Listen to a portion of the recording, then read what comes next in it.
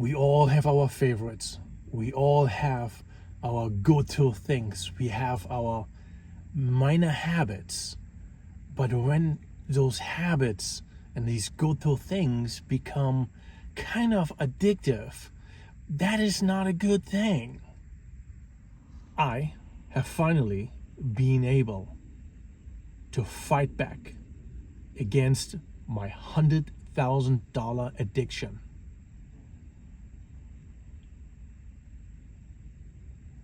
The journey has been long. My addiction is to diet soda. Be it the caffeine in the soda or be it the chemicals that are inside of it. I could hardly function without it. Needed soda to wake up in the morning and had my last soda immediately before bed. If that's not addictive behavior, I don't know what is. I've been drinking diet soda probably since I was 10 years old. 10 to 15 maybe. As an alternative to regular soda, which contains a lot of sugar. And for most of my life, adult life, I've been consuming a lot of diet soda.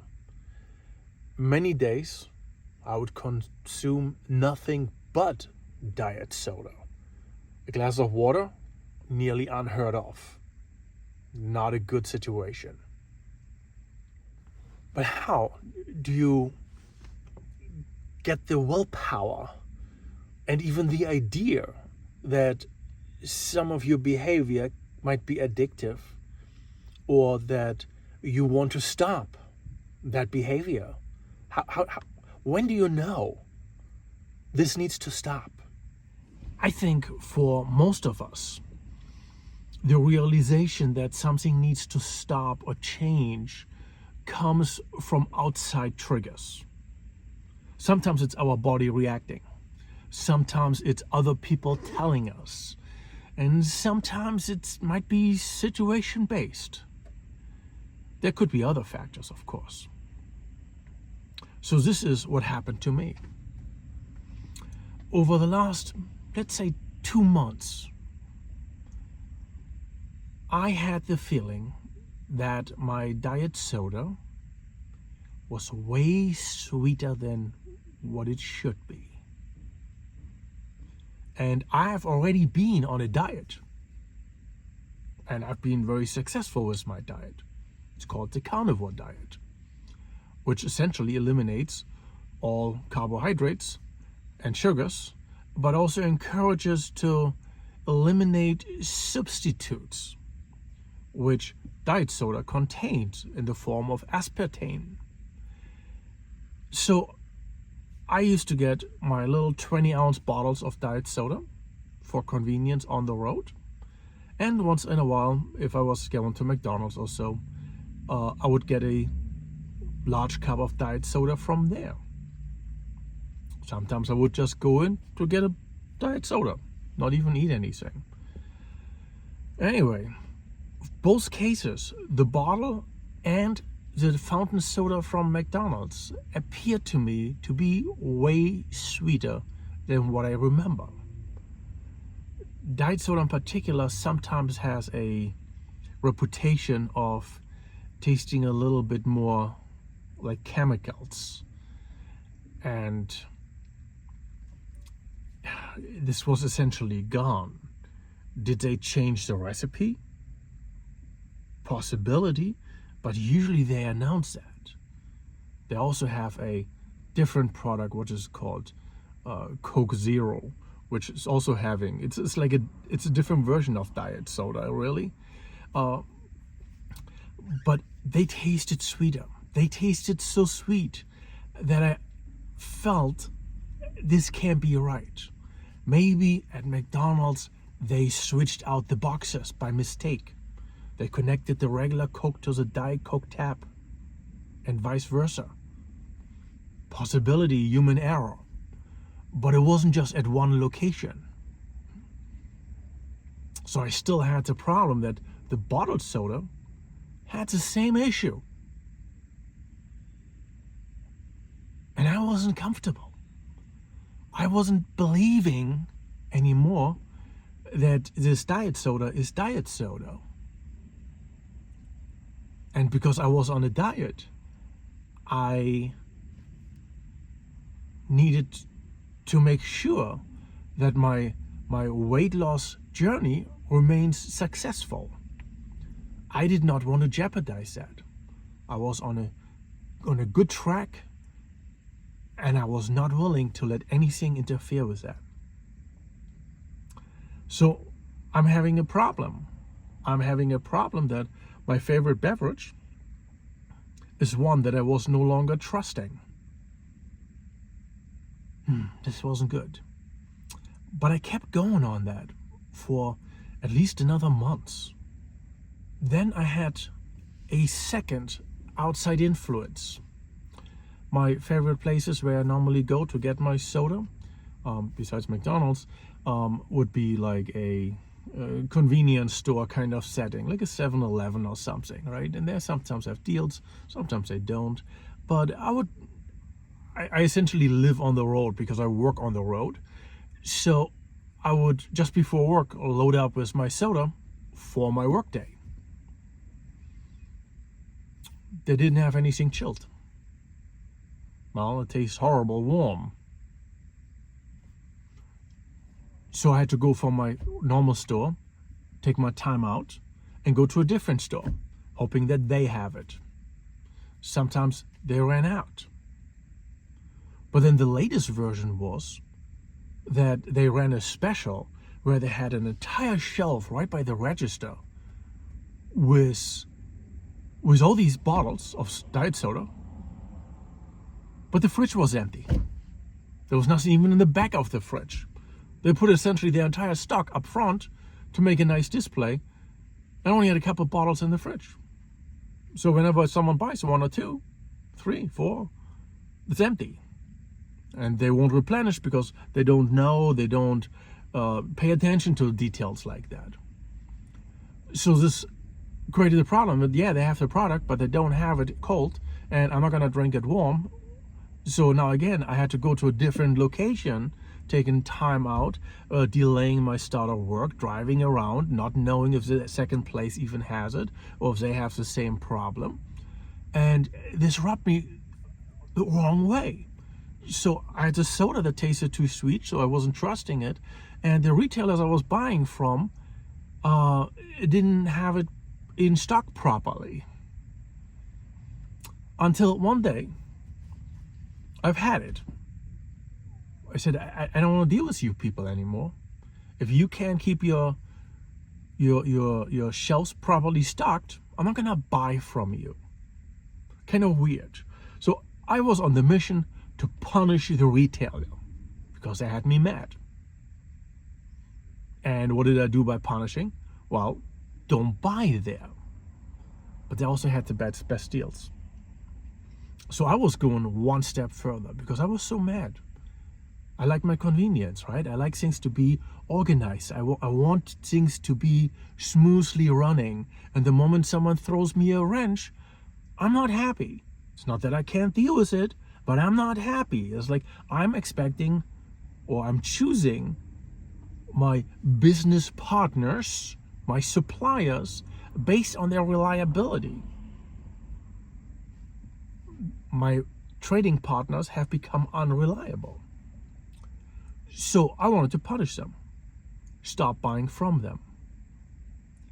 But I also had the problem that I wasn't trusting the product. And I decided that this would be a great opportunity to punish both the manufacturer of the product and the retailer I'm purchasing from. So I said, I'm quitting Diet Coke. I went to the store. They had a special on bottled water, 3 cases for $12 plus tax and deposit. And I bought those, loaded up my car, and went about my day.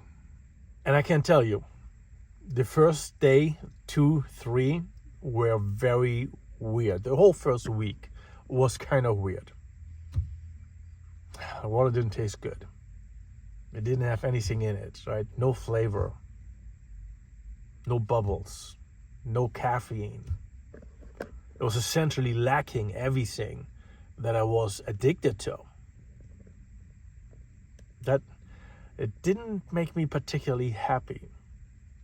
Also, because I'm on the road, I kind of relied on the caffeine to keep me alert and awake. I'd been doing this for 8 years, having a job on the road. I drive a taxi. And for the first week in particular, but the first months overall, I really struggled with being not just alert enough, but I was getting tired way too early. And I didn't like that feeling. And I knew, of course, immediately, this is because I'm not consuming any kind of caffeine. I'm not getting my diet soda. And that wasn't, I felt that was simply something I needed to get through somehow, right? Change my sleep schedule, get more rest, maybe work earlier so I'm not going to be tired on the later part. A lot of things you can manage there perhaps. But the first months, the first week in particular, I wasn't happy. But besides being not happy, I managed. And I kept on going because I was focused on punishing both the manufacturer and the retailer for their shortcomings. Anger made me quit diet soda. Think about that. Anger made me quit a bad habit, something that I was addicted to for over 30 years. After buying those 3 cases of water, I also realized something else. 3 cases of water, 24 bottles in a case. If I drink 5 bottles of water, the equivalent of what I would have drank in soda during work, the 3 cases would last me essentially 14 days. And how much did I pay for it? I paid $17 for it. But if I was buying my soda, I'd be paying more than $17 in just 2 days. I realized, wow, this is a massive monetary savings. So I was trying to figure it out for the months. And I wasn't just consuming soda at work. I was also consuming soda during the rest of the day. So I figured that by buying bottled water at $12 for 3 cases plus tax and deposit, I am saving over $300 a month. More than $4,000 in a year.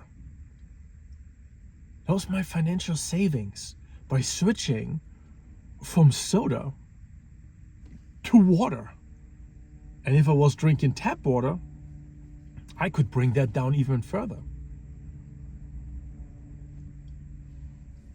$4,000 a year. That is mind-boggling. So I was playing this game a little bit further. And turns out, over the last 30 years, I understand there's some price fluctuation in there, but regardless, over the last 30 years, my diet soda addiction has cost me over $100,000. Think of that. $100,000 just for drinking soda. With that money, I could have bought myself a small cottage or cabin out in the woods, just with the savings of my soda addiction. It's out of this world.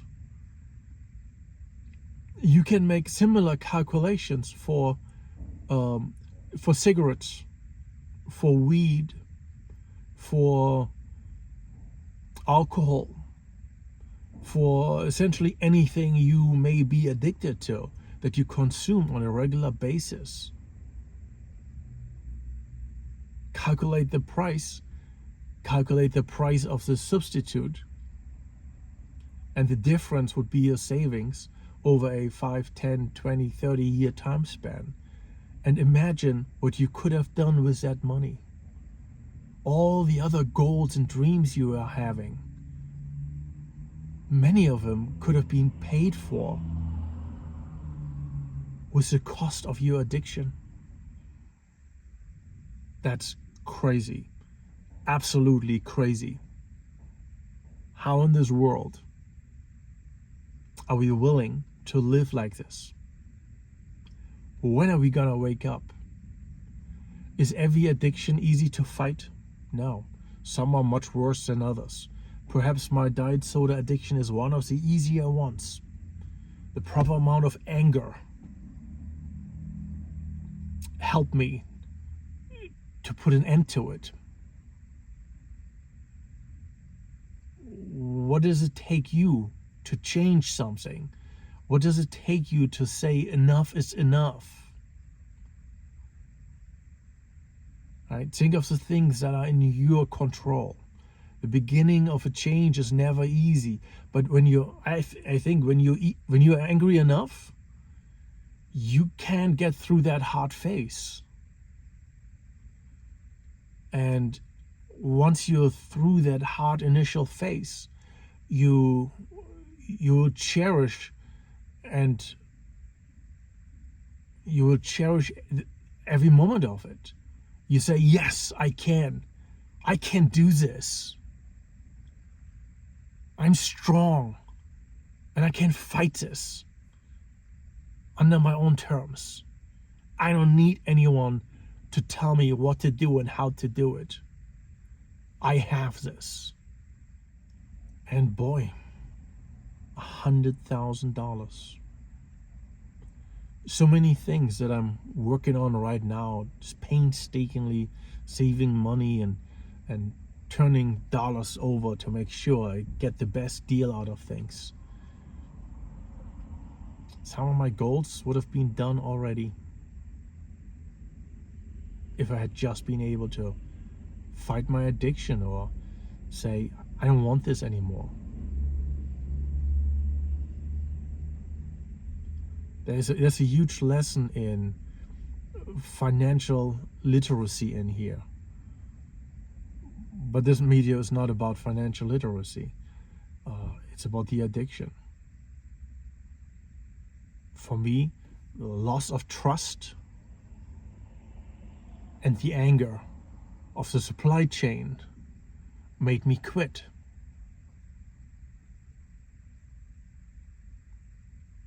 It triggered me badly enough that I said, I have had enough. The triggers might be different for you. And as it is common with habits, you develop habits very slowly. And whatever is negative about habits also materializes slowly. And when you have a slow progression of things going downhill, you do notice them, but you also develop an acceptance of them because the change is too slow. It's very similar with change that goes up, things getting better. You reject the idea that things are actually getting better because the change is such a slow-moving thing. You adapt to it long before your brain realizes the positive impact of it. And when you go cold turkey, instant change, that's when you notice things. And this is both for the downward trend as well for the upward trend. right? If you have $1,000 in your bank account and someone scams you somehow, or identity theft on an ATM and empties your account, you notice that immediately. You're going to be like, shoot, $1,000 gone. That will make you take action. But if you're only losing $1 every day, you're still going to lose $1,000 over 3 years.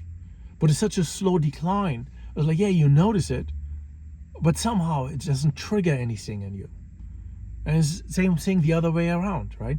If I'm adding $1 to your account, you don't notice that there's $1 added to your account every single day. I mean, you kind of do eventually,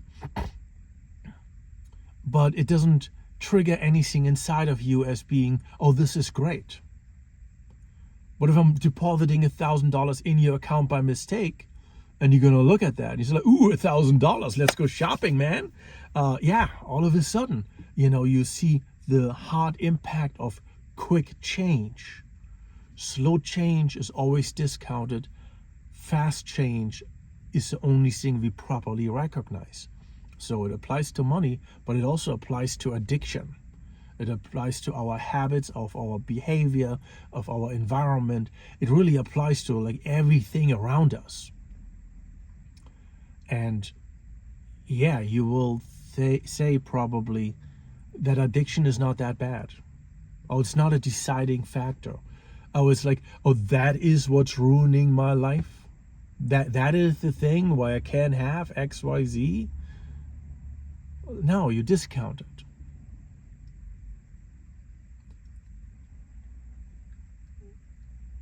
And we shouldn't.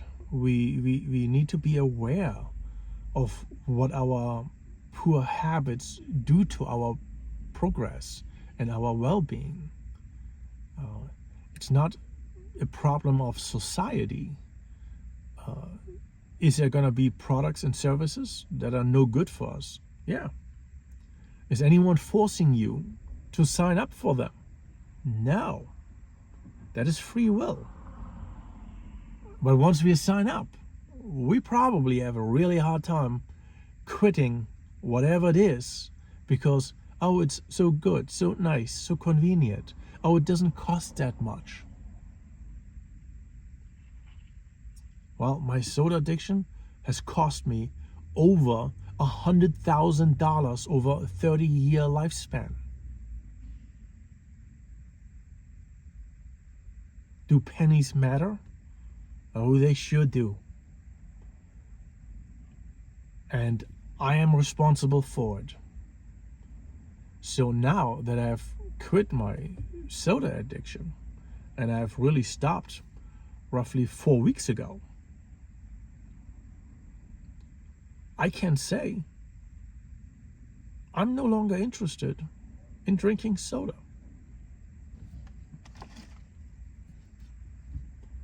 Bottled water. There's nothing wrong with bottled water. It has plenty of flavor. Not this brand.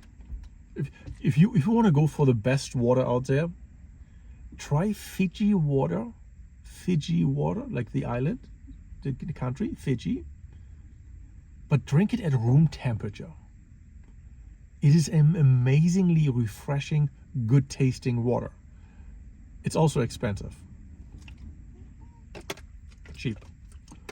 Off-brand, even cheaper. But this is the solution to a soda addiction. Water. Widely available, can be bought by the case, and if you have access to tap water, drink tap water. If you go to the gym, bring a flask and fill it up. Could be your day's water supply every time you go to the gym. Right? Now, is water boring? Yeah. Can we spike it up? Yeah, we could. How do you want to spike it up? Oh, they got all these little powders and flavor things that you can buy in the store. Yeah. No, hold on. You're just replacing one evil with the other. Because all those little flavory thingies, they are still sweet, aren't they? So if they don't have sugar in them, which would be large in volume, and they often come in tiny little packages, they still have chemical sweeteners inside of them. That means you're just going back to a different version of the same problem. Don't do that. Get comfortable with actual water. You don't need to sweeten your water. You don't need to flavor your water. It is not necessary. Your brain responds to these types of inputs. If you want to quit something and you just replace it with a lesser evil equivalent. So instead of diet soda from the big manufacturer, I'm getting the little powder to put into my water, right? I'm really doing the same thing that I did before. My brain does not recognize that I've made a change. I still have my addiction. And it's very easy to jump from one to the other, depending on availability.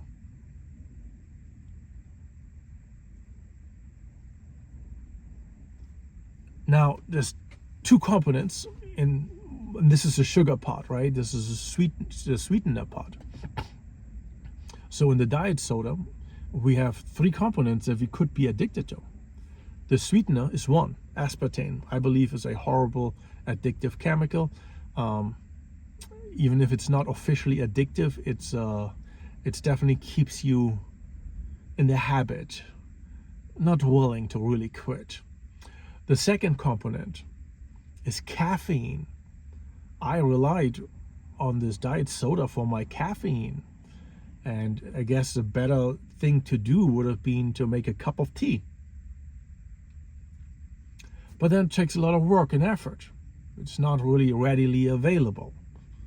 Right? Just heating up some water, putting the tea bag in, then cooling things down. There's a whole process, right? That's inconvenient. We are lazy. Well, maybe you are not lazy.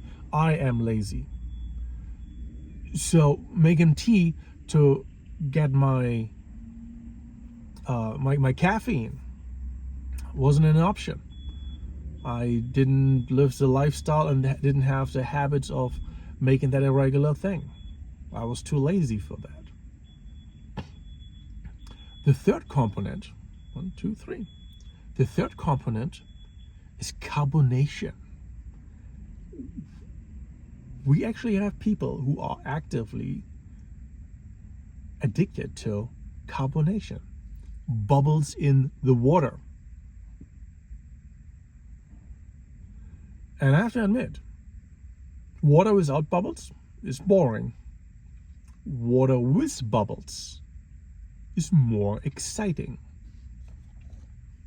I've got one of those bottles right here. Shake it a little bit so you can see on camera. You want to see bubbles? Yeah.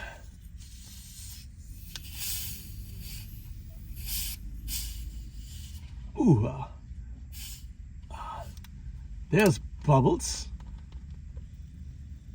Plenty of bubbles.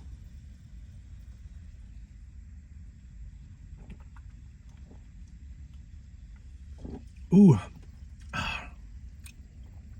Oh yeah, that's good water. It's really just that, water, right? Now, my supermarket had these on sale for 57 cents. When the sale is over, I probably won't be buying those. But I'm also not exclusively buying them. I stick to regular water for the majority, because if I kept buying bubbly water, I would just add the cost right back into my consumption. This is savings. This costs more money. I might have kicked the diet soda, but I may not get the financial benefit if I consume this exclusively. I do get the benefit when I drink this exclusively. So this should be a treat. And speaking of treat, back in the days when I was a young puppy, yeah, we're going back like 500 years, I know. A lot of the things that I consume these days on a nearly regular basis or nearly daily basis that we all are in so much love with, bubbly water, A lot of the things, like drinking soda, there may have been a one glass with your meal limit. Probably even lunch, not even dinner. Because we know, well, back originally we didn't have diet soda. But we know children and massive amounts of sugar makes them super hyper. We knew this 40 years ago. We knew this 50 years ago. You knew this 60 years ago. There's not a secret about that. So if children consume too much sugar, they are too hyper. And the one thing you don't want is to let them consume sugars when it gets towards the evening, because you want them to eventually to calm down and to sleep and not to go through the roof with energy because they have been consuming too much sugar. So at best, we would get one glass of soda at lunchtime, at best. And many times that wasn't even during the week. Maybe that was only on the weekends. That means the sweet component was removed for the majority of the time. Going out, going to fast food places, going to lunch, going to dinner, going late night snacks.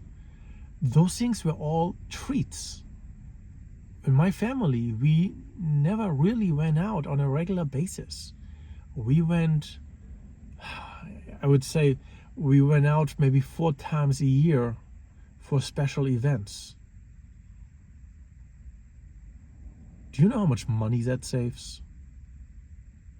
Nowadays, I'm here in New York City, right? People go out for breakfast, lunch, and dinner. Go to the corner store, get a bagel with cream cheese and a coffee. It's like, oh, you can make your own coffee? Oh, I got no time. It's like, okay, you're paying a premium. Lunchtime at work, it's like, okay, yeah, well, maybe you need to get something for lunchtime, or you could bring something if there's a fridge. You don't need an elaborate meal at lunchtime. Simple can be good enough. And sometimes if there's a fridge, most stuff you don't even need to heat up properly. You can eat stuff cold too, but there's probably a microwave. Bring your food to work. Or just have a smaller meal, smaller snack. And then dinner, yeah, you cook dinner at home. You want to save money? Cook your own food. Go shopping, buy your own food. Way cheaper than getting food from a restaurant, from a fast food place, or worst of all, have it delivered. Those are not good options. Cooking your own food, that's where it's at. You know what's in it, you know the price tag, you know exactly what you're doing to yourself.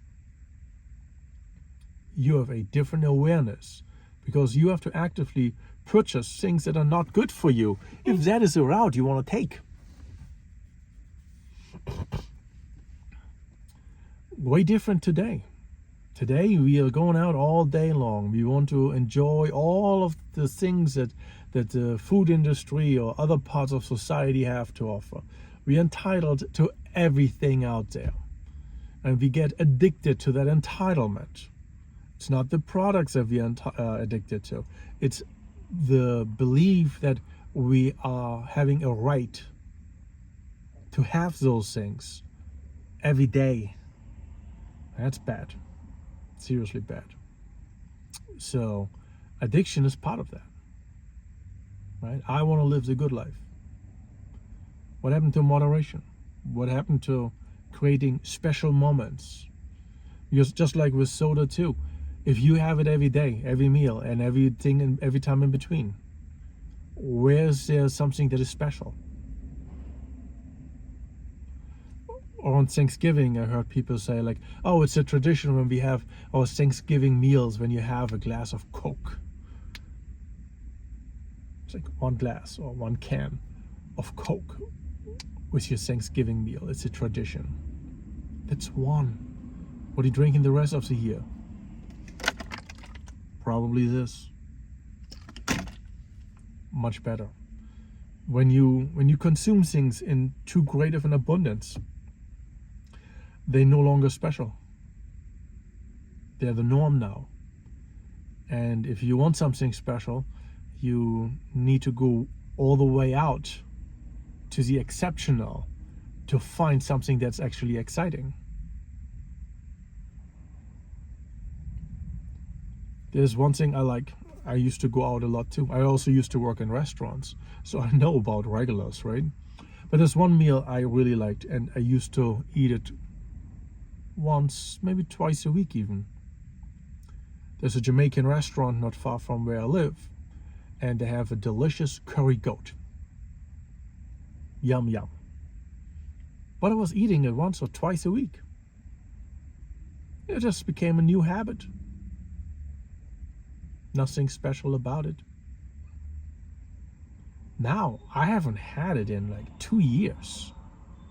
And while I'm on a diet, I'm really thinking of getting it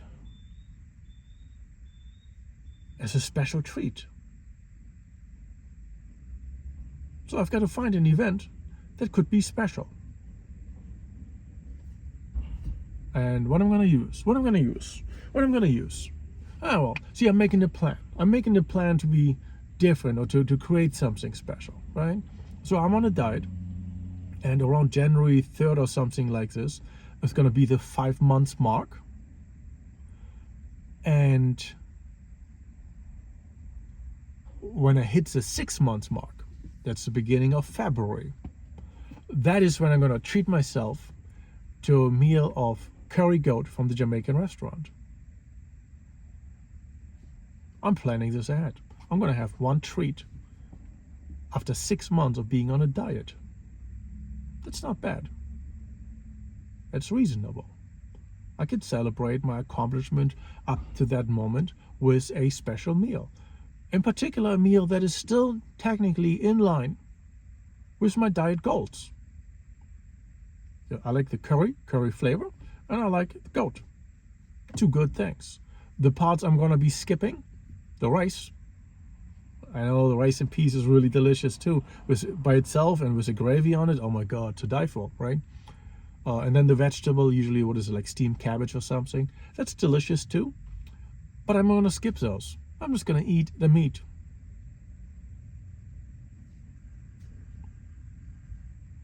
Because I can treat myself with regular things if they're spaced out far enough to make them special.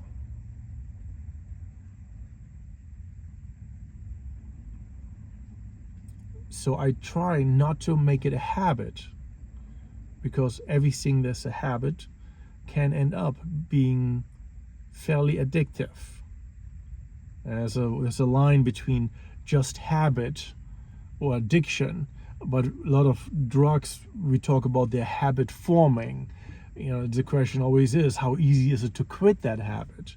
Right? So maybe I'm not going to the expensive restaurant, maybe I'm going to the cheaper restaurant. But I'm not really quitting my habit though. I'm trying to justify a price change, perhaps, right? Oh, it's not that bad, right? But it's still a habit. A habit is still an addiction. An addiction is a habit. They're both the same, but they're also somewhat different.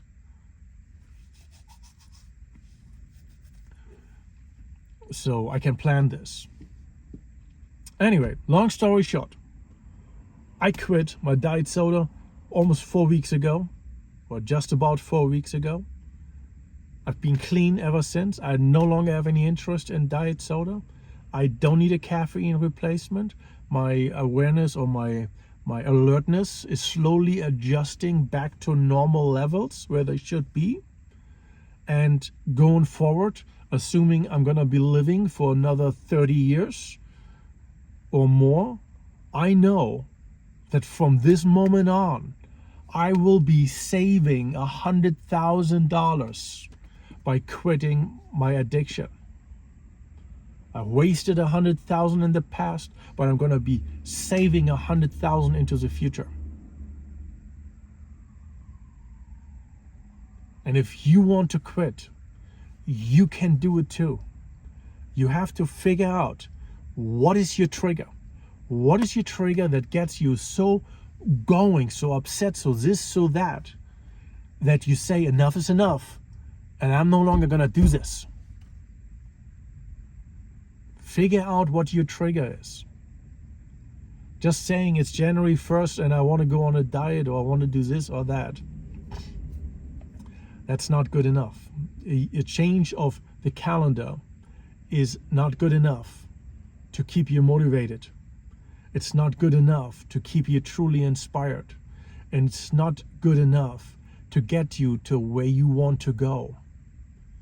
I believe being angry is the greatest motivator.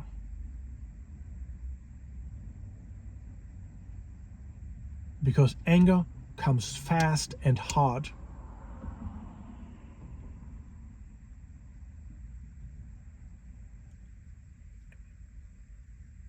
And you can see an immediate impact from your anger.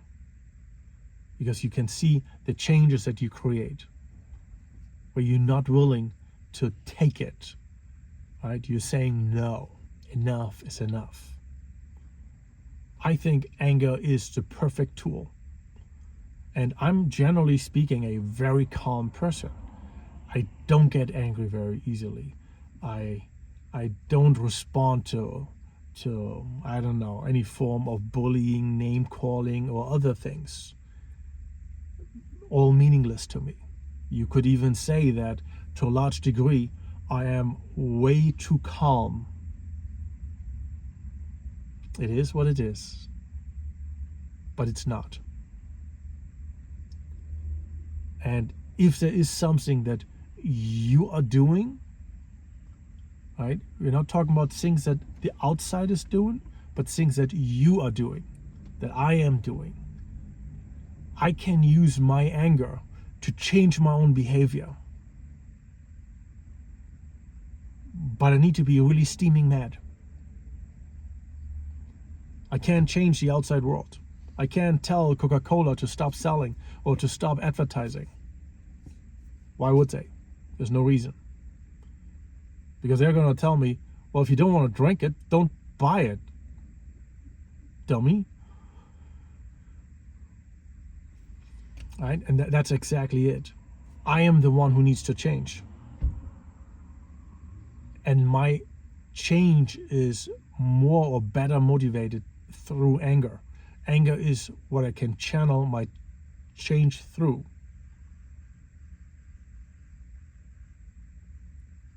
So if you want to quit something, if you want to change something in your life, be angry about it enough that you're actually willing to make a change. And if it's an actual substance abuse issue or alcohol issue, gambling issue, you name it, you can be angry, but that anger may lead you to therapy. It may lead you to rehab so that you can do the thing that you want to do. People will tell you, don't be so hard on yourself. You know what? No. Be hard on yourself. The only way you're gonna change is by you being hard on yourself. Because easy and soft is not gonna do it. You're not gonna make changes if it's soft on you. Because it's meaningless. Be hard on yourself. Be dedicated. Set a goal. Say enough is enough.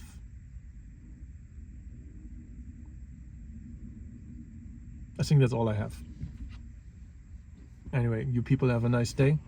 I wish you best of luck in your own journey. And more power to you, because you have it in you if you only want it. Peace out.